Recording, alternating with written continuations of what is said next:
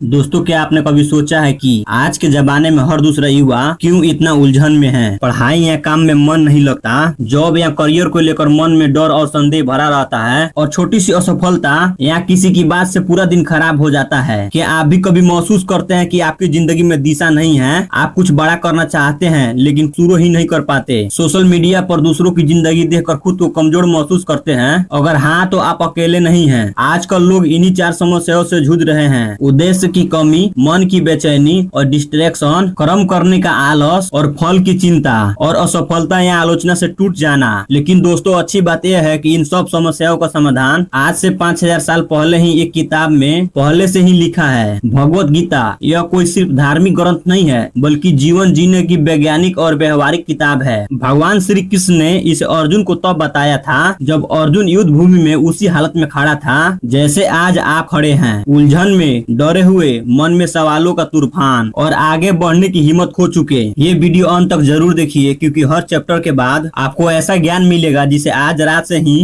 आप अपने जीवन में उतार सकते हैं। चलिए शुरू करते हैं। चैप्टर 1, जीवन में उद्देश्य और दिशा की कमी। दोस्तों, आज सबसे बड़ी समस्या यह है कि ज्यादातर युवाओं को नहीं पता कि उन्हें जीवन में क्या करना है। कोई इंजीनियरिंग कर रहा है लेकिन मन नहीं लगता, कोई मेडिकल की तैयारी कर रहा है क्योंकि उनकी परिवार चाहता है, कोई यूट्यूब या बिजनेस करना चाहता है लेकिन डरता है कि लोग क्या कहेंगे। सोशल मीडिया पर कोई IITian बन रहा है, कोई क्रिकेटर बन रहा है, तो कोई अमीर दिख रहा है, और आप सोचते हैं कि मैं तो कुछ भी नहीं कर पा रहा हूँ। गीता कहती है, अपना धर्म निभाते हुए मर जाना भी श्रेष्ठ है। यानी दूसरे को देखकर उसकी राह पर मत चलो। अगर आपकी रुचि पढ़ाने में है तो टीचर बनो, अगर कहानियां लिखने में है तो लेखक बनो, अगर मशीनों से प्यार है तो इंजीनियर बनो, लेकिन जबरदस्ती किसी और के सपने को अपना मत बनाओ। आज के समय में इसका मतलब है खुद को ईमानदारी से पूछो, मुझे कौन सा काम करते समय का पता ही नहीं चलता, कौन सा काम करने के बाद लगता है कि मैं जी रहा हूँ, वही आपका स्वधर्म है। भगवान ने अर्जुन को यही सिखाया कि युद्ध उनका स्वधर्म है, क्योंकि वो क्षत्रिय थे और अन्याय के खिलाफ खड़ा होना उनका कर्तव्य था। तो भाई, आज से शुरू करो। एक कागज पे लिखो, मेरी 3 सबसे बड़ी ताकत क्या है और मैं आसपास की कौन सी समस्या हल कर सकता हूँ। इन तीनों के मिलान से तुम्हारा उद्देश्य निकल आएगा। जब उद्देश्य साफ हो जाएगा तो डिस्ट्रैक्शन खुद व खुद कम हो जाएगा। चैप्टर 2,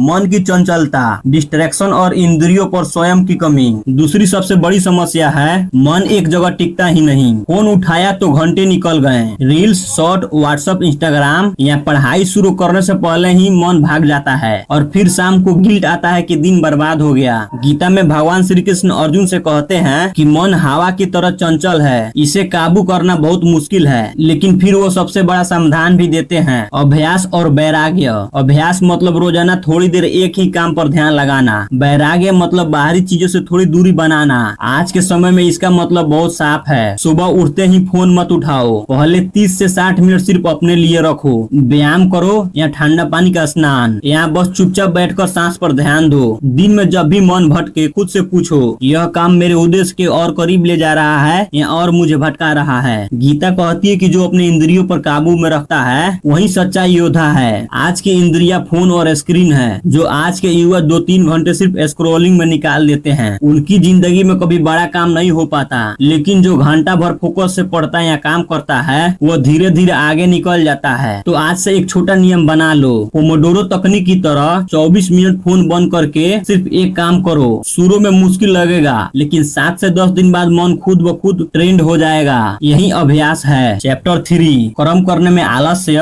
और फल की चिंता। तीसरी समस्या है, शुरू तो करना चाहते हैं लेकिन डर लगता है। अगर फेल हो गया तो लोग क्या कहेंगे, मेहनत का फल मिलेगा या नहीं। इसी सोच में महीने महीने निकल जाते हैं, या फिर मेहनत करते हैं और रिजल्ट ना देखकर निराश हो जाते हैं और उस काम को छोड़ देते हैं। गीता का सबसे पावरफुल संदेश इसी समस्या का समाधान है। भगवान श्री कृष्ण अर्जुन से कहते हैं, तुम्हारा अधिकार केवल कर्म करने तक है, फल की चिंता करने तक नहीं, और न ही कर्म करने में आलस हो। यानी तुम सिर्फ अपना काम करो पूरी लगन और ईमानदारी से। फल भगवान के हाथ में है। जब तुम फल की चिंता छोड़ देते हो तो मन हल्का हो जाता है और कर्म में आनंद आने लगता है। आज के युवा का मतलब है कि कल से शुरू करने वाली आदत छोड़ो। आज जो छोटा कदम उठा सकते हो वही उठाओ। जॉब के लिए आवेदन करना है तो आज ही एक आवेदन भरो, रिजल्ट की चिंता बाद में करना। गीता आगे कहती है कि कर्म योगी वही है जो कर्म को भगवान को अर्पण करके करता है। यानी हे भगवान, मैं अपना पूरा प्रयास कर रहा हूँ, परिणाम तुम्हारे हाथ में है। इस सोच सोच से डर और आलस से दोनों गायब हो जाते हैं। भाई याद रखो, जो लोग आज सफल दिख रहे हैं उन्होंने भी पहले दिन ये डर महसूस किया था, लेकिन उन्होंने कर्म किया, फल की चिंता नहीं की। आज तुम भी वही करो। जय हिंद दोस्तों।